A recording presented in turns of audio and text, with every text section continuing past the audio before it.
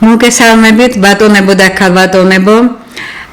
მე ვარ მონაზონი მარიამი, ერში ია ბაგრატიონ მუხრანელი. დღეს ჩემი სტუმარია, ჩემი კოლეგა, ძალიან ცნობილი ჟურნალისტი, ოპერატორი თამას ბიბილური. მან პირველმა შექმნა 9 აპრილის მუზეუმი და ეს იყო საოცარი მუზეუმი, საოცარი სურათებით, კადრებით, ყველაფერი ეს დაარბიეს პუჩისტებმა და დევნილი იყო ბატონი თამაზი, მას რამდენიმე განათლება აქვს პროფესიული მიღებული, მათ შორის კინოოპერატორის პეტერბურგში და ცნობილია როგორც ძალიან დიდი პატრიოტი, ძალიან დიდი ქართველი და უძველესი გვარის წარმომადგენელი. ბიბილურები არიან ქსნის ერისთავების შთამომავლები. გვართა ანოტირებულ ლექსიკონში რამდენიმე ბიბილურია ნახსენები და სულხან-საბას ლექსიკონში პირდაპირ წერია, რომ ერისთავი იყო ჯარის მეთაური, ესე იგი მეომრები იყვნენ ბიბილურები ისტორიულად ერისთავები და იცავდნენ ერს. ბატონ თამას, რა გახსოვთ თქვენ გვარზე, თქვენ ათესავებისა და თუ გაქვთ რამე ისტორიული რელიკვია ამ უძველეს გვარზე? ვიდრე ბატონ თამაზი მოძებნის დოკუმენტებს მე მინდა შეგახსენოთ, რომ ბატონ თამას აქვს უნიკალური უპირატესობა სხვებთან თუ ეროვნულ მოძრაობაში. მან პირველმა აღმართა ეროვნული დროშა უზენაეს საბჭოს შენობაზე. გაქვთ თქვენ ეს სურათი?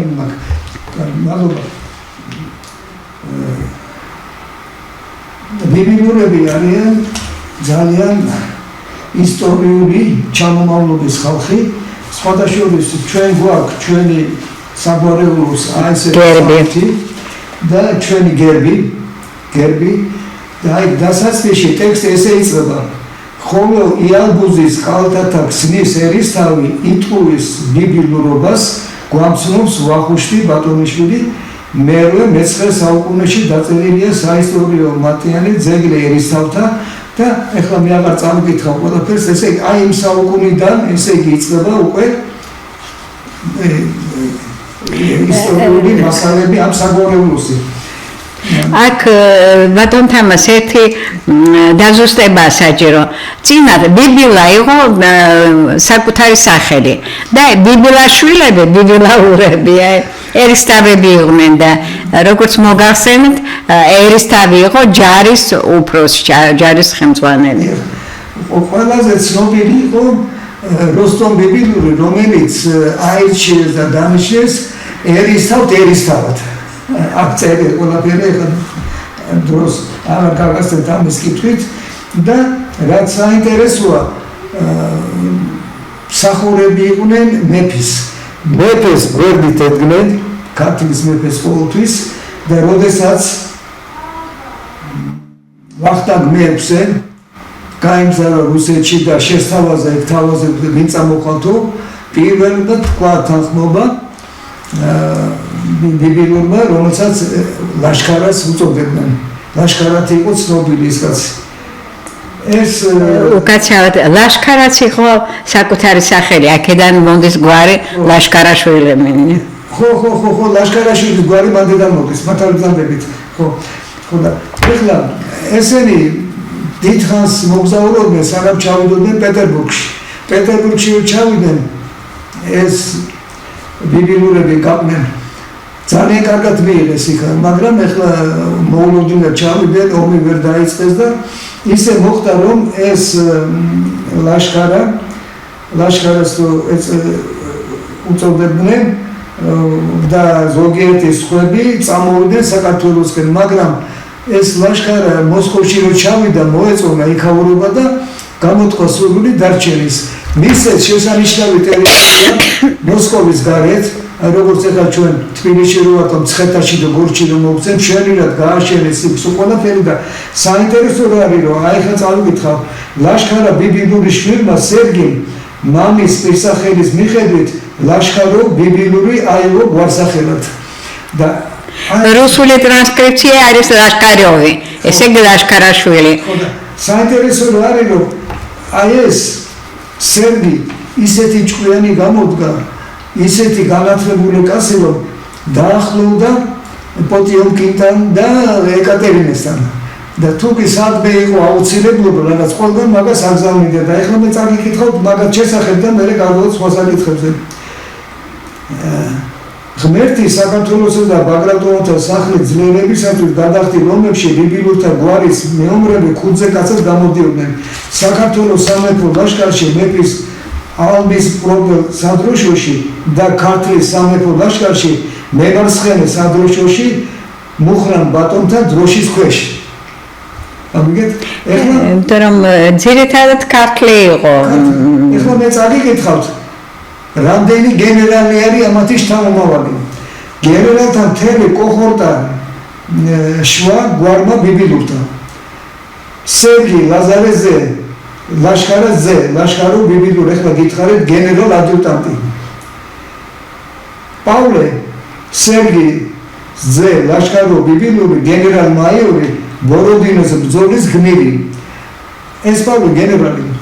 მე დავაზუსტე მის შესახებ მასალები, ისეთი გაბედული კაცი ყოფილა, რომ ბოროდინოს ბრძოლზე ფრანგებს ებრძოდნენ, ვერ მოიწმინა და ცხენიდან გადახტა და თვითონ გადაეშვა წინა ხაზზე ხმლით. ამ დროს ფრანგო ეს რო დამბაჩა და აი თვალის გვერდზე მოარტყა და ერთი თვალი დაკარგა ხედულობა, მაგრამ გადარჩა. შემდეგ ეს პავლე გრიგოლ სერგიზე ლაშქარო ბიბილურ გენერალ ლეიტენანტი, მიხეილ პავლეზე ლაშქარო ბიბილურ გენერალ მაიორი. ამათი შვილები და შთამომავლები სულ გენერლები გახდნენ. ესე ბატონთა მას შეგაწყვეტინეთ. გუშინ ბატონებო და ქალბატონებო ძალიან მნიშვნელოვანი გადაწყვეტილება მიიღო ჩვენი პატრიარქის მესაყდრე მეუფე შიომ. მან გადაწყვიტა რომ სამების ტაძარში, სადაც ახალგაზრდული ცენტრია მეორე მხარეს, დაარსდება გვართა მუზეუმი.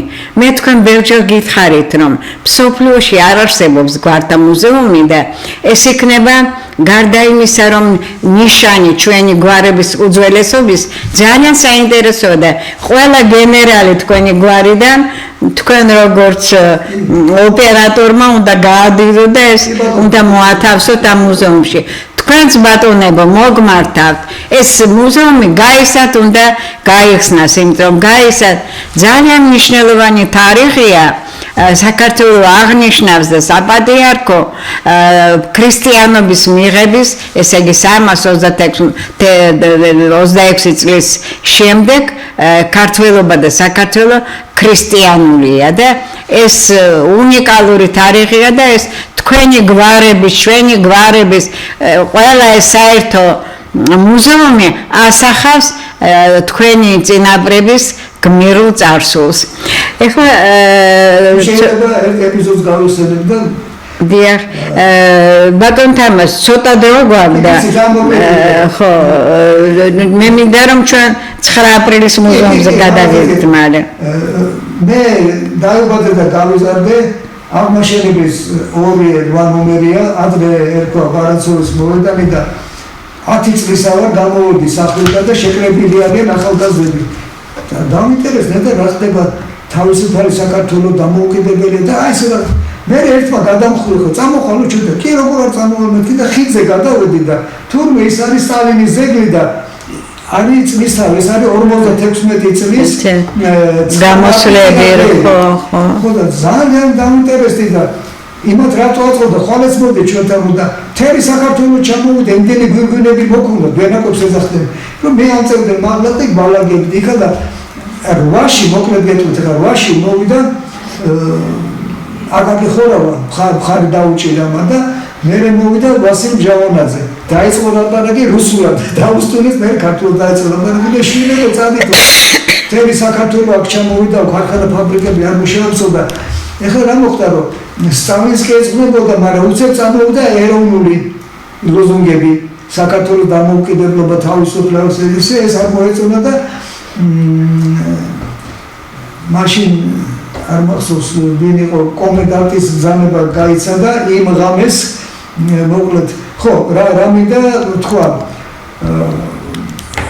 წინადადება გამოითქვა რომ საქართველოს გამოთავისუფლოთ ჯგუფი შეუქმნა და გააგზავნეს ესენი დომსვას ეძახდნენ კავშირგაბმულობის სახლი პირველი სკოლის გვერდზე და ამათ უნდა გამოეცხადებინათ რომ საქართველოს თავისუფალია დამოუკიდებელია და ჩემ თვალწინ ეს ჯგუფი ალბათ დაახლოებით 8 კაცი იქნებოდა მეტი წავიდე იქ მაგრამ მე ამ დროს გამომაგდეს ამათთან ეძინებოდა წამოვედი აქეთ ახლა რა მოხდა ეს ჯგუფი ავიდა კავშირგაბმულობის სახლი იცით თქვენად პირველი სკოლის გვერდზე რო იყო არ შეუშვეს უკვე 8 მერვე პოლკის ბრიგადარი მისული იქა და დიდი შეკამათება მოხლა და სამწუხაროდ ის ჯგუფი დაეხვიტა იქ და დაიწყო ეს 9 მარტის უბედურების ამბავი და ეს ყველაფერი ნახე და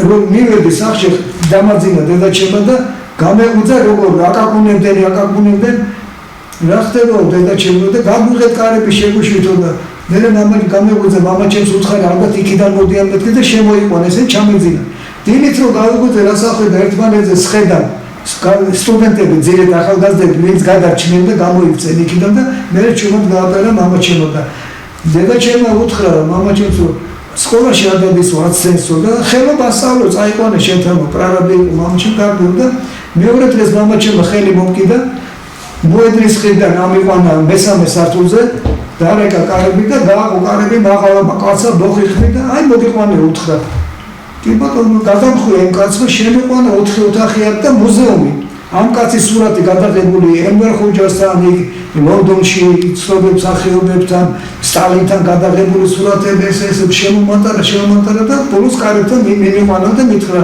წიგნები წაიკითხეო სკოლა არ გაასწინო და სახელოვანი კაცი გამოხვალო თავი დაუქნია და გამოვედი ეს არ მომიყვანი მეთქე ვინ იყო მეთქე ეგო აკაკი ხოროვა იყო თურმე ბაბაჩენის მეგობარი აკაკი ხოროვა გიორგი საკაცი იყო მე მაშინ ბავშვი ვიყავი და მახსოვს გორელი გოგო გამოდიოდა და დახვრიტეს პირდაპირ ძერთან მაშინ აზვირთა ეროვნული მოძრაობა და გამახსენდა ეს ამბავი რომ მე უკვე ამ ეროვნულ საქმეებში თანდათან ჩავერთე ხო და მაგ შენობაში კიდევ მესამე სართულზე ცხოვრობდა წუწუნავა ქართული კინოს დამარსებელი ხო და რამდენჯერმე მელაპარაკა და ერთხელ რა მითხრեցით ქართული კინოს მომავალი არის ტელევიზია რა ჩვენი კაც ყოფილა ის და მართლა ეგრე არ მოხდა ბატონ თამას ძალიან ცოტა დრო გვაქვს და აჩვენეთ ესე აქ დროშის აღმართვა ეს უნიკალური ფოტო მე ბედნიერი ვარ რომ ეროვნულ მოძრაობაში აქტიურად 88 წელს იყო პირველი ნოემბერში დიდი აქციები და შიმშილობები მონაწილეობები მე უკვე შემდეგ პერიოდში და როცა წარმატებით ჩატარდა ეს ყველაფერი დაინიშნა მრავალპარტიული არჩევნებში გაიმარჯვა გვარდიდან ხო და მე ზოგადად გამსახურდი ეს გვერდით ვიყავ ყოველთვის და მეც მომწეს საშვი და ბედნიერი ვარ რომ 90 წლის 28 ნოემბრის პირველ სხდომას დავესწარი და ბატონი ზვიანი ეხლა კარგს გაჩვენებთ აი ეს არის მე და ოლიკო დეიდა მერა კოსტალას დედა მერაბის ნაცვლად დაპატიჟეს ოლიკო დეიდა ერთად შეგვარ პირველ რიგში და ჩემს უკან ზის ზვიად გამსახურდია იმ დღეს აირჩიეს უზენაისის საბჭოს თავმჯდომარედ პრეზიდენტი მერე გახდა ხო და რომ გვიანამდე გაგრძელდა და რომ ხამდებოდა უკვე რომ დამთავრდა ვერდით იყო ეროვნული დროშა და მე ვთქვა ბატონო ზვიად და მე მამართოთ ეს ეროვნული დროშა მეთქი და მიდიო მითხრა და გავედი ვინდომე ნახე ის ვინც იყო კომენდანტი თუ ადმინისტრატორი ვიღაცა და თქვენ წარმოიდგინეთ ისინი ხო საბჭოთა ხელისუფლების დანიშნული იყო ისე გამიმართეს ხელი გაგვიღეს კარები ამიყვანეს მაღლა და მე აპარატი მქონდა გადავიღე რამდენიმე კადრი მაგრამ საქი ფორმიდან იყო აჩვენეთ ეს სურათი აი ეს არის უნიკალური სურათი როცა აღიმართა ეროვნული დროშა აქ ჩამოვიღეთ საბჭოთა დროშა და აიწია მაღლა ეს დროშა ეროვნული დროშა სამწუხაროდ მე ისე მოხდა რომ ხუნტამ გადატრიალება მოაწყო, ეს დროშა ჩამოგრიჯეს ალბათ და მე მაგალითად ეხლა ვარ ეროვნული მოძრაობა სამშობლოს სპიკერი, არის ეგეთი საზოგადოებრივი პოლიტიკური მოძრაობა და ჩვენ აქტიურად დავიწყებთ ეხლა მონაწილეობას და ალბათ არჩევნებშიც მივიღებთ მონაწილეობას. ჩემი აზრი არის ესეთი, რომ არ შეიძლება რომ საქართველოში იყოს ორი დროშა, ერთი ქართული ჯვაროსნების და მეორე იყოს ევროკავშირის თუ ევროსაბჭოს. ჩვენ ეს ეროვნული დროშა უნდა დავკიდოთ მეორე. იმიტომ ამ ეროვნული დროშით მოვიპოვოთ დამოუკიდებლობა. ხომ მეთანხმებით? რა თქმა უნდა. და საერთოდ არ 26 მაისი ჟორდანიას და მენშევიკების მიერ შემოღებული დღე 9 ბატონმა ზვიადმა გამსახურდიამ გამოაცხადა 9 აპრილს და ის ტრაგიკული თარიღი შეიცვალა დიდი ზეიმით. მე მგონი 45 ქვეყანამ გწნო მაშინ, მათ შორის შეერთებულმა შტატებმა და ეს არ უნდა დავივიწყოთ. სამწუხაროდ მავანს და მავანს ისტორიის შეცვლა უნდა, მაგრამ მანამ ბატონი თამაზი ცოცხალია და მე და ჩვენი კოლეგები ამას არ დავუშვებთ. არ შეიძლება ისტორიის შეცვლა. ბატონ თამაზ, აი ეს უნიკალური მერვე პოლკის მსროლელი აქვს გადაღებული ბატონ თამაზ, უზენაეს საბჭოს პირდაპირ იჯდა და ხრეტდა ეროვნულ ხალხს. ეხლა ბრძანეთ, აჩვენეთ და ბრძანეთ. საქართველოში განხორციელდა საზღვარგარეთ დაგეგმილი და საქართველოში განხორციელებული სახელმწიფო სამხედრო კრიმინალური გადატრიალება. და ზოგიერთი პრესაში თუ სხვაგან თბილისის ომს ეძახის. არავითარი. როცა ერთმანეთს ებრძვიან, ეს იყო ტიპიური პუტჩი და ხუნტა და პუტჩი. ხუნტა არის სახელმწიფო. ბატონ თამაზ, მე ამას ვწერ და ვეძახი რუსეთ საქართველოს ომს. პირველი ომი იყო 1801 წელს, როცა მოხდა უპრეცედენტო ფაქტი მოსპრეს ბაგრატონთა უძველესი დინასტია. ეს იყო შეგნებული ანტიქართული აქცია და არავითარი მეგობრობა დაარღვიეს გიორგიევის ტრაქტატი თვითონ შეარქვეს ამას მეფე ერეკლეს ჰქონდა მეგობრობის ფიცი, ასე უნდა საზღვრები დაეცვა რუსეთის ჯარს, ყველაფერი, ყველა რესკრიპტი იყო დარღვეული. მეორე ასეთი ომი იყო 1921 წელს, როდესაც ეს დემოკრატიული რესპუბლიკა მოსპეს და კოტე აფხაზი და მასთან ერთად დაღუპული 14 გმირი დახვრიტეს ვაკის მიდამოებში და ბოლო პუტჩი იყო სწორედ 93-ში. რა შეეხება ამ პუტჩს? მე წინა დღეს ეს იყო ალბათ 20 რიცხვი და თანაჩვენეთი სურათები. რამდენიმე მეგობარმა ჩვენ 200 კილოიანი ზარი ვაჩუქეთ საპატრიარქოს, მე გრემში ჩავიტანე და კიდე სხვაგან და მეორე დღეს რო ჩამოვიდი, მითხეს რომ რაღაცა ხდება უბედურება და წინა საღამოს ესე იგი უნდა იცოდეს საზოგადოებამ რომ ეს ხდებოდა 20-ში საღამოს მიტინგი იმართებოდა კანონიერი მთავრობის მხარდაჭერების უცებ მოვიდა ჯგუფი დაახლოებით 100 კაცი იქნებოდა უკაცრავად გამოთქვაზე ტელეგრეიკები და შიგნით ქონდა დამარული იარაღი. წინ მოუძღოდა მაგათ სიგუა და მოუძღოდა კეტოვანი? თავარი იყო ისა სიგუას მოყოლოდა. ესენი ავიდნენ გამოსებული. ალბათ ვაჟა ადამია. არა, ქართულ ენას ვასწავლის ხოლმე. გამოსდება გეტყვით. მე ხოდა ახლა თავარი რა იყო რომ ეს ბატონი სიგუა რომ მოვიდა იქ ცისფერი გალერეა საგამოფენო დარბაზი არის ქაშვეთის გვერდზე ავიდნენ მაღლა და მეგაფონია და ეუბნებიან იქით რომ მიტინგი უნდა გავაერთიანოთო თანაც არიან იარაღით მოსულებს ამ დროს იქიდან პასუხობენ დღეს 21 რიცხვია სტალინის დღე არისო და სისხლი არ დაიყვანოს და მოდი შევთანხმდეთ სხვა დროს. არა, გინა თუ ეხლა უნდა იყოს და დაიწყეს დარბევა მათი და შესვლა. და რითი დამთავრდა და რა მოხდა მე იცით. ესე იგი მეორე დღეს გამთენიისას უпроსწორად გათენებული არ იყო რომ სროლა დაიწყო. მე დილით ადრე რომ გავიგე რომ ისროდნენ მივედი იქა და ესე იგი რა ხდებოდა?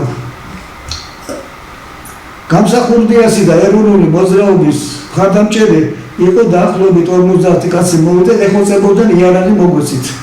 მაგრამ უთხრეს რომ არ გინდათ უნდა ამ დროს ზარბაზანი გამოუტანიათ ქაშვეთის წინ დაუდგიათ აი ზარბაზანი რომელიც მე გადავიდე და ზარბაზანი გავარდა ესროლეს ზარბაზნიდან და დამიზნებით ისროდნენ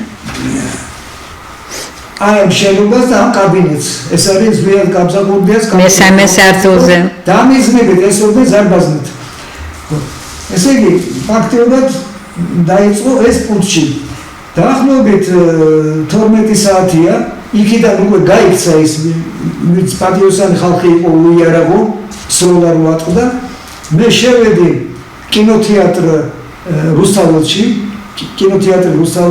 ავედი მაღლა მარჯვენა მხარეს მივედი ამოვიღე შევა დამქონდა აპარატი გადავედი რომ პირველ სკოლას ცეცხლი წაიკიდა ეგ რა მოხდა არ ვიცი პირველ სკოლას და ამ დროს იქიდან ვიღაცა მესროლა სნაიპერის თქვა ესე და ცოტა შემეშინდა გვერდზე დავდექი და ზუსტად რომ გამოვიწე გვერდზე ჩემს გვერდზე ამოვიდა რამდენიმე პიროვნება არა ქართველი აშკარად დიდი ტომრებით მოვიდნენ და ამოიღეს ავტომატები და აი ერთ-ერთი გადავიღე და როგორც გაიყვა ეს იყო როსტოვის სპეცნაზი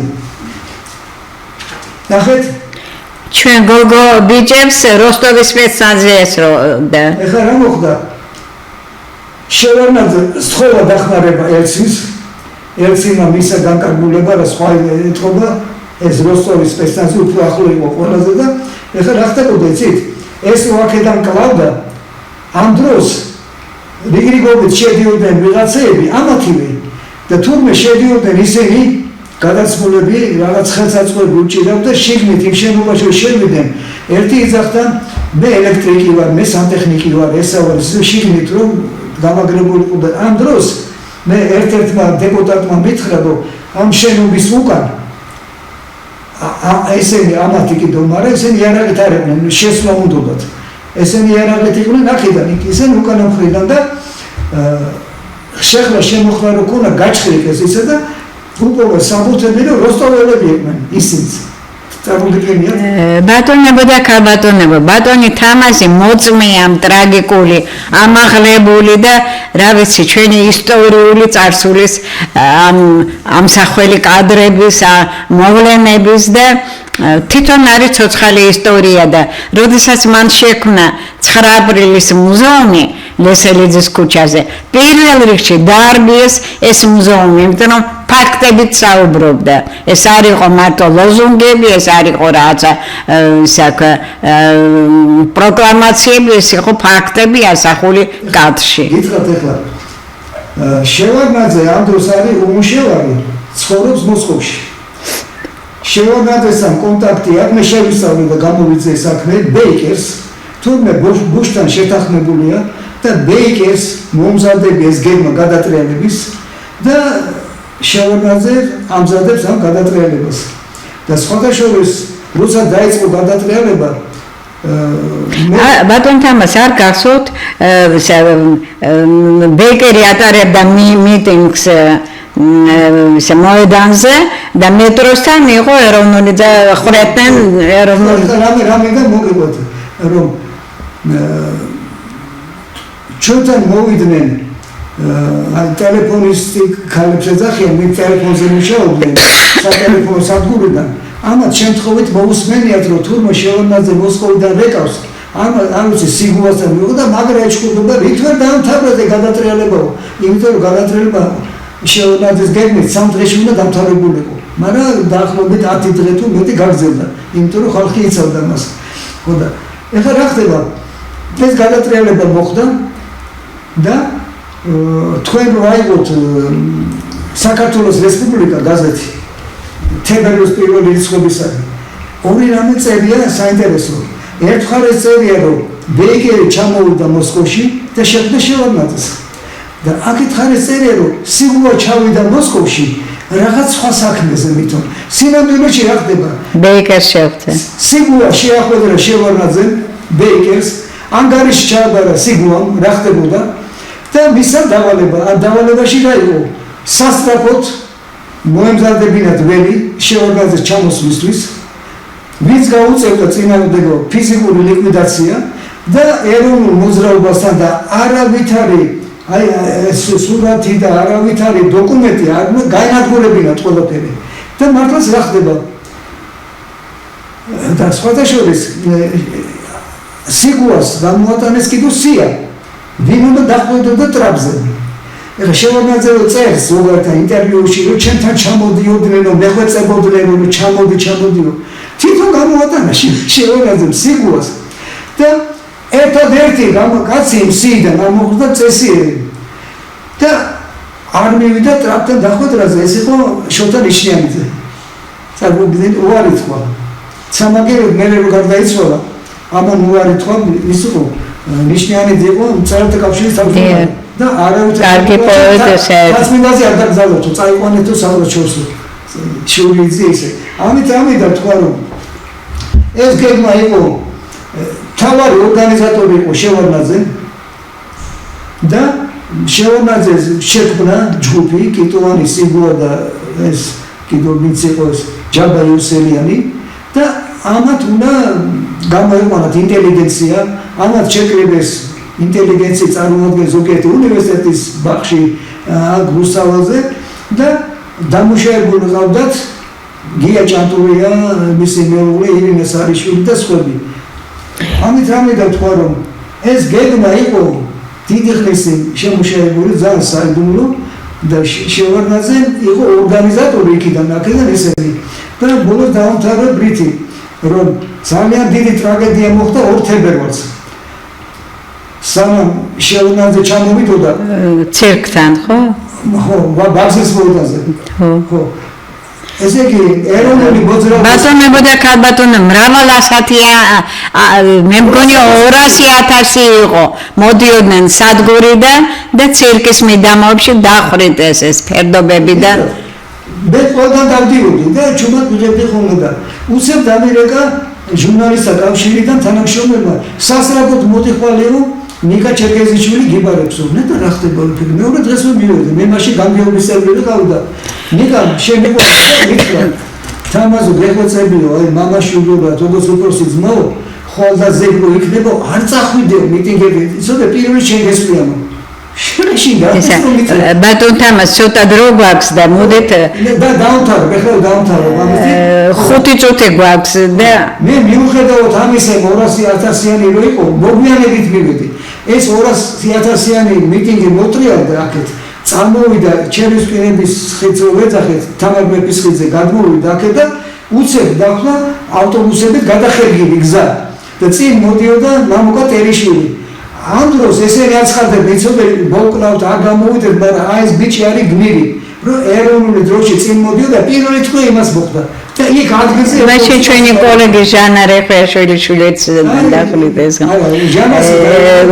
ბატონ თამაზ, ძალიან საინტერესო ეს ყველაფერი, მაგრამ მე მინდა რომ ჟურნალისტებზე, ჟურნალისტიკაზე და კავშირზე ისაუბროთ, იმიტომ რომ თქვენ ფაქტიურად ერთ-ერთი პირველთაგანი იყავით ამ ჟურნალისტთა კავშირის.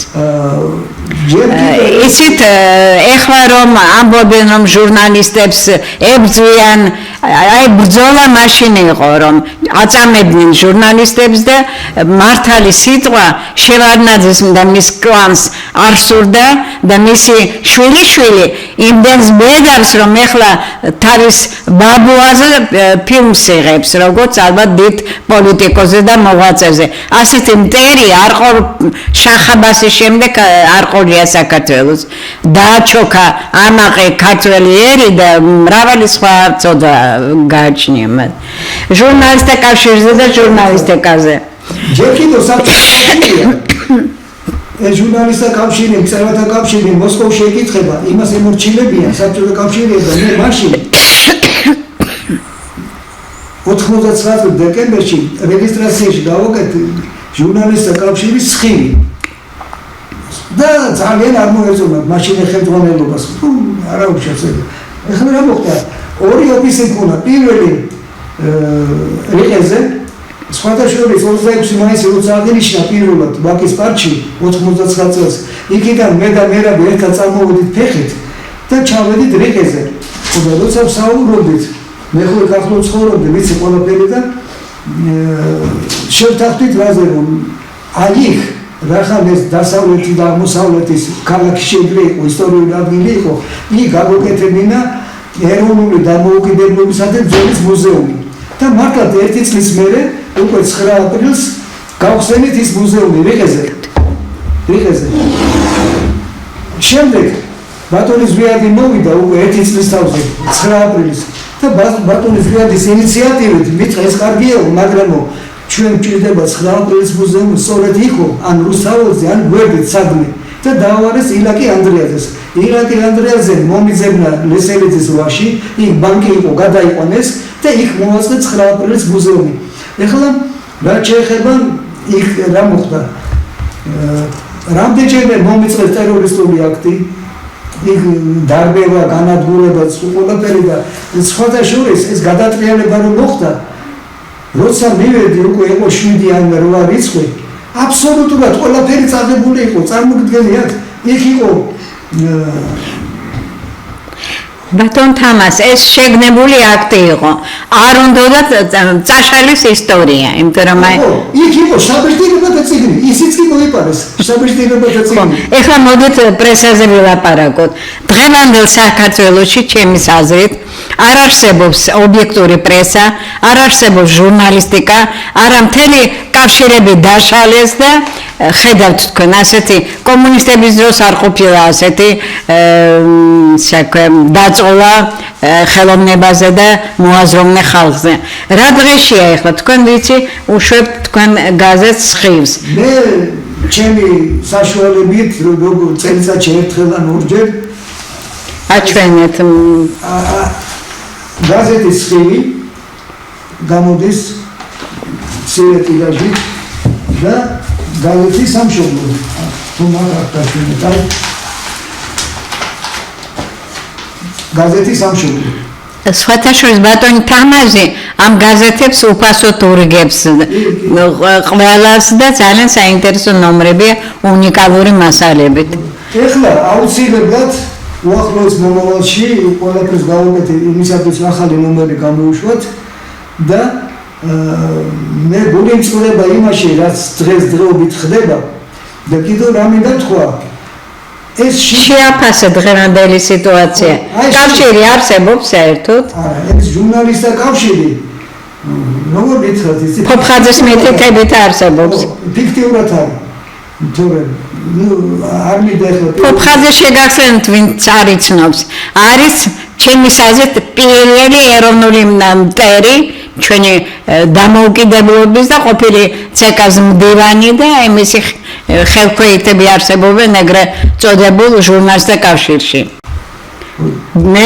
ბატონი თამაზი და მე არა ვართ იქ სხვადასხვა ყრილობა რო ჩავატარეს ჩვენ მე მივედი მომეცით საქმე უარი გუთხეს სხვა რა თქვენ არ შეიძლება დაესწროთ ხო გახსოვთ ეს ჟურნალისტები კიდე დამსახურებული ჟურნალისტები ერთი 5-10 კაცი ვართ ჩვენ არ მივიყვანეს ნუ არა უშავს მაინც ჩვენი გზა გვაქვს ეხლა რაც შეეხება დღევანდელ ვითარებას რაც იქ ხდება რუსთაველზე ეს არის სამარცხვინო ამბავი მე მინდა საზოგადოება მიცოდეს რომ მართალია ჩვენ იქ 88 წელს შიმშილობაც იყო ყველაფერი მაგრამ მაშინ ჩვენ ამისთვის გუშევდეს სხვაგან და საზოგადოება მარიცის რომ იმ ადგილზე იუნკერები არიან დაკრძალული და იმ ადგილზე სისხლი მარო მაყაშვილი და ხო მარო მაყაშვილი არის მარცხენა მხარეს დაკრძალული და მარჯვე იუნკერები ხო და არ შეიძლება იქ რომ ეგ ის ვინც არ უნდა იყოს ვინც არ წამოწოს იქ რა იმათ საფლავზე ხო და ღამე გაათენოს და იქ რა ხდება საერთოდ ბატონებო ეს იქ დაანგრიეს ძალიან დიდი საბორო მართალია რუსების აშენებული იყო მაგრამ ტაძრის დანგრევა ეს ადგილი არის ძალიან ტრაგიკული იმის მაგიერ რომ აღვადგინოთ ყველა დანგრეული ერთ-ერთი ზემელზე კერია რომ არის ეკლესია იყო და ყველა უბედურება იმ კაფეში ხდება რაც მე მახსოვს ჩვენი დრო სამწუხაროდ იწურება ბატონ თამას მე მკითხველს და მაყურებელს მინდა შეგახსენოთ რომ ბატონი თამაზი ძალიან ცნობილი ჟურნალისტია და გულით, კალმით, აპარატით, თავისი თვალით, თავისი შეგრძნებით ემსახურებოდა და ემსახურება ერს და მე იმედი მაქვს რომ აღადგენს აუცილებლად 9 აპრილის მუზეუმს ეს მას კი არ ჭირდება ერს ჭირდება თქვენ გჭირდებათ ეს არის ჩვენი ხალხის ისტორია რა მოხდა ეს თავიდან მიკვირდა მაგალითად რომ მე როცა მივედი ვიტრინები იყო გატეხილი 9 აპრილის მუზეუმის და ყველაფერი წაგებული მათ შორის გავეჯი სკამები რაც იყო და მე ვფიქრე ეს სურათები და ნეგატივები რატომ მოიპარეს და ამ დროს გვერდზე არის ატელიე მაღაზიები იქ ემათ ხელი არ ახლის ესე იგი გავაკეთე დასკვნად ეს უკვე რომ შეგრებულად მივიდნენ გაანადგურეს და გაიტანეს ის ამბავი და ახლა არ იკითხავთ ფარული პრივატიზება მოხდა და ვინ იყიდა ის ფაქტი შევარნაძის მძღოლის გოგონა ფარული პრივატიზებით მე კიდევ ერთ ფაქტს გეტყვით გაზეთში დაიწერა რომ თურმე 9 აპრილის მუზეუმი რაღაცა გაუტეხია თუ რაღაცა და ჩემთან მოვიდა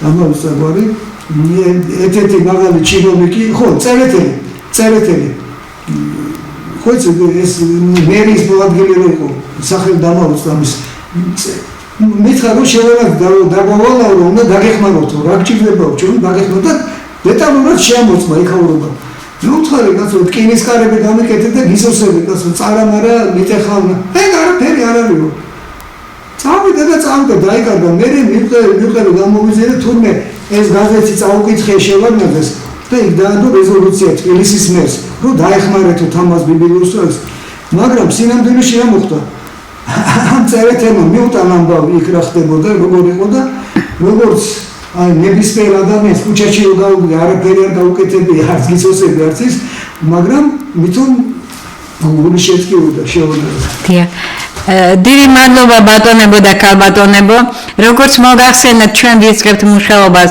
გვართა მუზეუმის შექმნაზე იმედია ბატონი თამაზი თავისი საგვარეულოდან ალბათ ცნობილ გენერლებს და ყველა ცნობილ პიროვნებას მოგვაწოდებს ჩვენ და აუცილებლად უნდა აღდგეს გვართა მუზეუმი აუცილებლად უნდა აღდგეს 9 აპრილის მუზეუმი იმიტომ რომ ეს არის თქვენი ისტორია ჩვენი ერის ისტორია და არც შევარნაძეებს არც სარიშვილებს არც სხვა ლეგენდარებს რომლებიც აჩოქებდნენ ამაღ ქართველ ერს ჩვენ არ მივცემ საშუალებას რომ იმოქმედონ ისე როგორც მათ მოეპრიანებათ მაპატიეთ მომავალ შეხვედრამდე ჩვენი შემდეგი გადაცემა იქნება სექტემბერს იმედია გამოვა ჩემი ახალი წიგნი მუხრად ბატონებზე და ბატონი თამაზი ალბათ გააშუქებს თავის გაზეთში გაიხარეთ კარგად იღავით